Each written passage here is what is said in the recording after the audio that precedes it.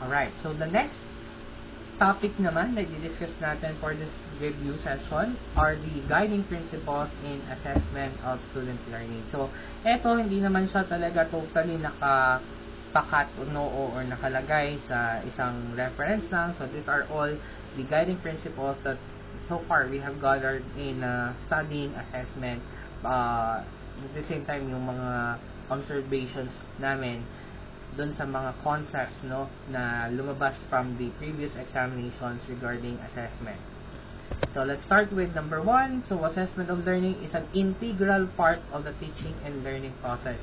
I don't know if you're one of my students na nakarinig na ng discussion ko regarding this, but pag sinabi nating assessment of learning is an integral part of the teaching and learning process, assessment of, take note, that's the kind of assessment that we're talking about here. Napaka-importante daw, in short, very vital, okay, or ito ay pivotal, okay, sa teaching and learning process. Hindi kasi po pwede na nagturo ka lang, tapos hindi mo in-assess kung ano ba ang natutunan nila. Diba, ang assessment of learning is how much they have learned from the lesson. Okay? Gaano ba karami ang natutunan nila doon? So, kung hindi natin masasagot yung tanong na yun, then, how can we say that there is learning talaga? Or, paano tayo makakapag-provide ng evidence na natutunan nila yung dapat natutunan nila? Okay? So, yun ang sinasabi ng principle na ito. So, napaka-importante na masunod natin na after we teach, after we do a lot of practices para sa mga estudyante natin, i-assess natin siya at the end of the day. That is part of what we call the assessment process. So, ano ba ang assessment process na yan? So, basically, yun yung ginagawa natin sa klase. Ito siya, So, we establish our aims, our goals, our objectives. We take actions. And, of course, we perform assessments. And, kung may kailangan baguhin, we do what we call adjustments. Okay? Yung 4 A's na tinatawag natin dito pagdating sa assessment process. Aims, actions, assessment, and then adjustments, and then the cycle goes on. Okay, so tandaan niyo po yung I don't know if I already shared this with you, yung favorite na quotation ko from Albert Einstein. Sabi niya, insanity is doing the same thing over and over again and expecting different results. Ganun din po sa estudyante natin. Kung halimbawa nakita natin na itong mga estudyante natin ay hindi pala natuto sa ganitong approach natin, sa ganitong paraan, or sa ganitong klase ng assessment tools. Okay? So, baka po pwede nating ibahin siya next time. Later on, ganito naman ang gamitin natin. Ganyan. So, kapag nakita mo na magkakaroon ng changes, then therefore, there is learning. Kasi change is learning. Now, pag hindi ganun ang ginagawa natin at paulit-ulit lang naman yung approach mo, pero nag-expect ka ng different result, hindi yun maganda. Okay? That is insanity. We call it stupidity also. Okay? So, that is the assessment process. Next natin, second principle, assessment tools should match with our performance objectives. Dapat yung performance objective nyo at saka yung assessment tool daw ay match para siya ay masabi nating valid. Okay? Diba, alam ko naman common na encounter natin na merong binigay na test, let's say, for example, si teacher, pero wala naman yan sa nakaset na objective or sa pinag-aralan in the first place, diba? So, yung ating assessment tool will become invalid, okay, kapag hindi siya nagmamatch with our performance objective nor the contents of our lectures or lessons, okay? So, kapag nagbigay ng test si teacher, dapat yun ay kasama sa objectives niya, sa lesson na yun, or naituro niya at least doon sa kanyang student. So, that's common sense. Another, I have here, by the way, meron tayo iba't ibang klase ng objectives, baka makakalimutan lang ng lahat. So, paalala lang natin. So, meron tayo, tandaan, CPA, so cognitive, psychomotor, or affective. Bahala na kayo mag-reshuffle or CAP. Cognitive, affective, psychomotor. So, ano ba pinagkaiba-iba ng mga yan? Pag cognitive, we're talking about here those that is related to, intellect, knowledge, ganyan. And then, pag psychomotor, it has something to do with skills. Okay? talents, movements, so, ayan, mga kasama dyan. So, yun yung mga objectives na under psychomotor. While affective has something to do with emotion, with values. Okay? So, before I proceed with the next guiding principle, so, I have here an example of question. Okay? So, let's say these are the objectives. I don't know kung nakikita nyo siya. Kindly pause the video na lang po. So, by the end of the lesson, students will be able to demonstrate the proper use of a microscope to observe and focus on different magnification levels. By the way, there is a question in the board exam na ganito siya, nagbibigay siya ng parang scenario, o merong objective si teacher, yan yung objective niya, and then ito yung scenario. So, Teacher Mark has just finished a lesson on microscope manipulation and covering parts of the microscope, proper handling techniques, and how to adjust focus at different magnifications. So, how he now wants, to assess his students' ability to properly use the microscope in a practical setting. Okay? So, that is aligned with the objective. As you can see, the students will be able to demonstrate the proper use of microscope to observe. And that's what Teacher Mark wanted to evaluate or assess here in this scenario. Now, the question is, Teacher Mark wants to assess whether his students can correctly manipulate. That's the objective naman, di ba? So, to observe a specimen of different magnification. So, ang tanong, which of the following assessment tools should he use to best match the performance objectives? Para masunod natin yung ating principle number 2. So, sabi dyan, ang choices, A, written test, asking students to label the parts of a microscope. B, a practical activity where students are asked to observe a specimen and adjust focus at different magnifications. C, a worksheet where students fill in the steps of using a microscope. And D, a multiple choice test asking students about the functions of each microscope part. Okay? So, dyan sa mga options natin, ang tamang sagot ay letter B. Okay? Letter B because the performance objectives require students to demonstrate proper use of a microscope, di ba?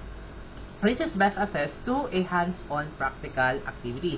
So, this allows the students to physically manipulate yung microscope and then demonstrate their skills in focusing and adjusting magnification levels, aligning directly doon sa may learning target na nakaset. Okay? So, ganun nyo po siya sasagutan. Ganun po tayo mamimili ng sagot sa mga choices kapag ganyan yung klase ng question. Okay? So, that aligns with number 2 guiding principle. Kailangan sa performance objective, match kay assessment tool para masabi nating valid yung kanyang ginawang performance test or the test na kanyang in-administer. Okay? Next natin, another example of question here. So, two teachers of the same grade levels have set the following objectives for the day's lesson. So, at the end of the period, the students should be able to, number 1, construct bar graph, and then second, interpret bar graph. Excuse me. Okay, so to assess the attainment of the objective, so teacher A required the students to construct a bar graph. By the way, dalawa sila dito for the given set of data, then she asked them to interpret this using a set of questions as a guide.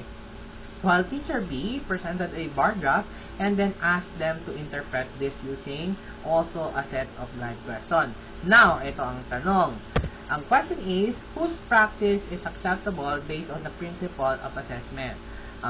Ngayon, kung ito yung first time na may encounter niyo yung question na to, yung principles of assessment, tapos sa board exam niya na siya kagad nakikita, ano ang sasagot namin, di ba? So, kailangan nyo talagang matandaan yung principle number 2. Okay?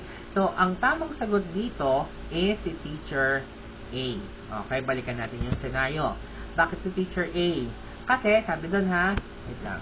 Let me show you the laser pointer. Okay, so, to assess the attainment of the objective, teacher A requires the students to construct.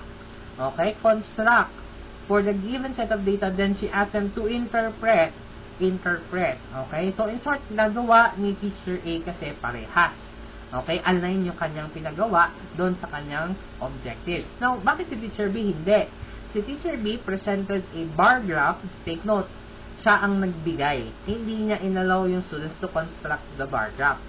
Okay? And then, ask them to interpret naman, though na-target niya naman si letter B, pero hindi niya na-target si letter A. So, sa kanyang dalawa, so, whose practice is acceptable based on the principle of assessment? The answer is si Teacher A. Okay po? Next natin, number 3 na principle natin. So, that the results of assessment must be fed back to the learners.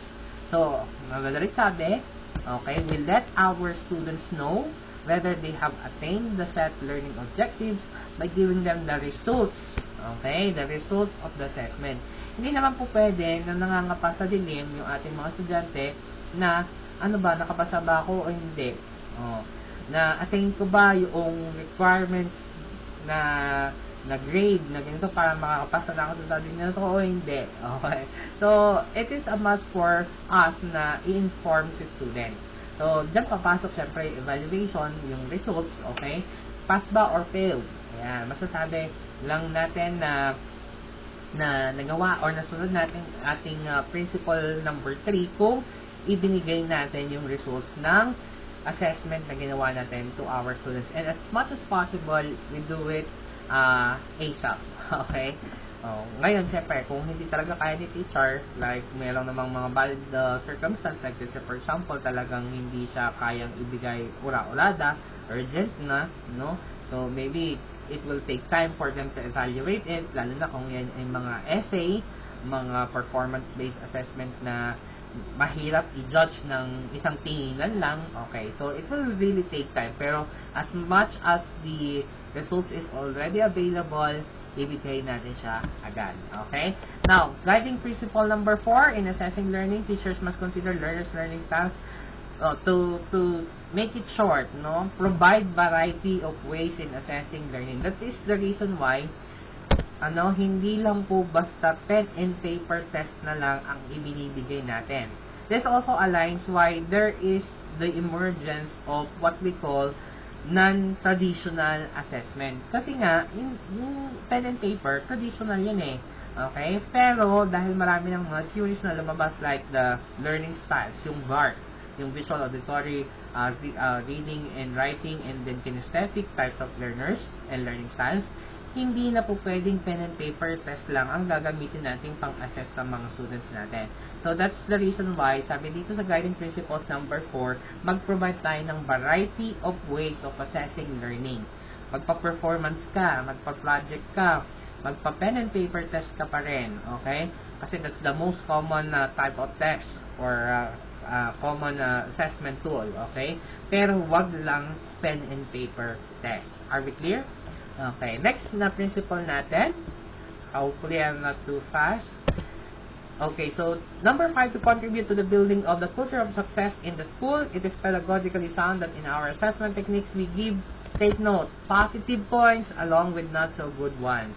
Hindi naman sinabi na wag nyo sabihin sa estudyante nyo na mali sila. Pero, meron namang way na, paraan para masabi natin siya or ma-imply natin siya na hindi natin ipapahiya yung estudyante natin. Okay? Kumbaga ba, lagyan natin ng cushion. Okay? Yung hindi malakas yung impact sa kanila na parang pinapahiya natin sila. Okay? That is the reason why starting your critical evaluation of the performance or project by accentuating on positive points and giving them in the form of suggestions, those not so good points that definitely need improvement, will caution the impact of our critical evaluation.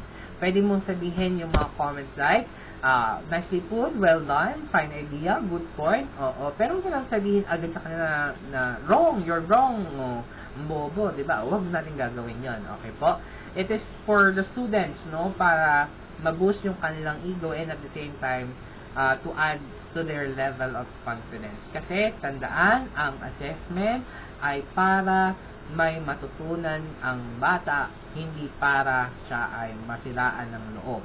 Okay? That's one of the purpose of assessment or functions of assessment. It is actually to encourage as well the students kahit na mababa yung kanyang grades. I don't know kung na-share ko na to sa inyo, but before, diba, I have experienced to receive the lowest score in an examination, okay, among different sections. Pero, that allows me, okay, to look into kung ano yung kaya ko pa, ano yung dapat kong bigyang atensyon, okay, that actually helps me. Dapat ganun ang purpose ng assessment. Okay? Or gamit ng assessment. Okay po? Next natin, number 6, emphasize on self-assessment. Take note. Kanina, number 1 natin, assessment of learning, ayan, no, is an important aspect of the teaching learning process. Now, here in guiding principle number 6, you also have to emphasize on self-assessment. Hindi na lang tayo laging assessment of, okay? Hindi niya lang sinabi ng panay, summative assessment lang. Kailangan meron ding self-assessment or assessment as learning. That's why si students ay kaagapay ng teacher sa pagkatuto. Okay? Hindi lang lahat ay trabaho ni teacher. Kailangan meron ding part si students. Okay?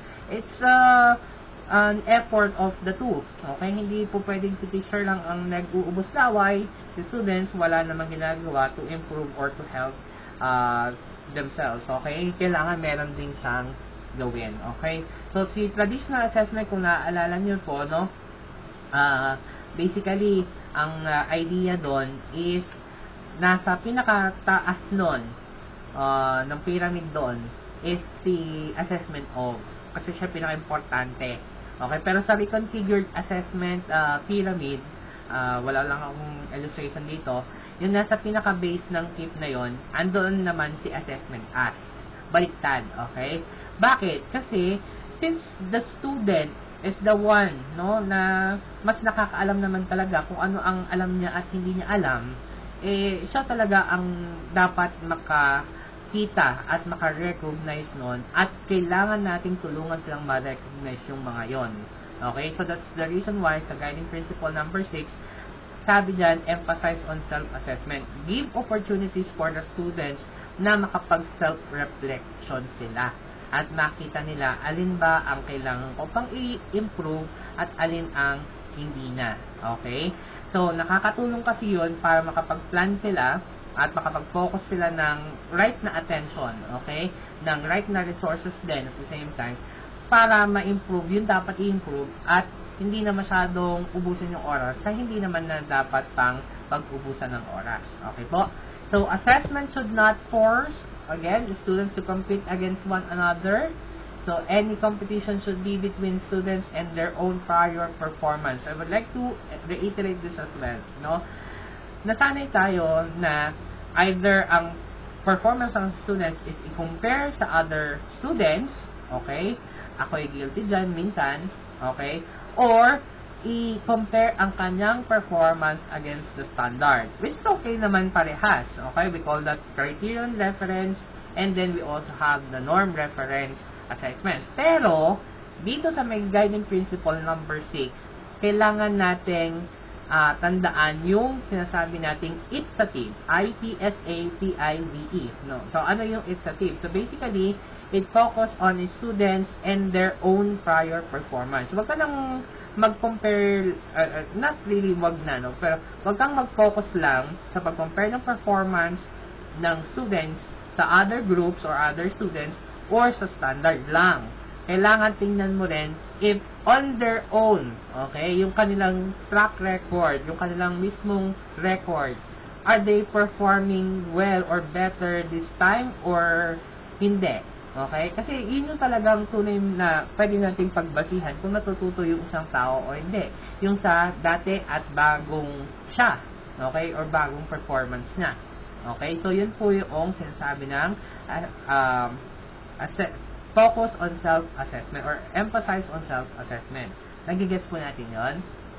Another, so before I proceed to the next guiding principle. So, if learning is a personal process, take note of this, then the pupil or yung student natin is in the best position to measure his or her performance or progress against the benchmark. Sir, kung kami lang din naman po pala ang mas nakakaalam paano namin i-assess or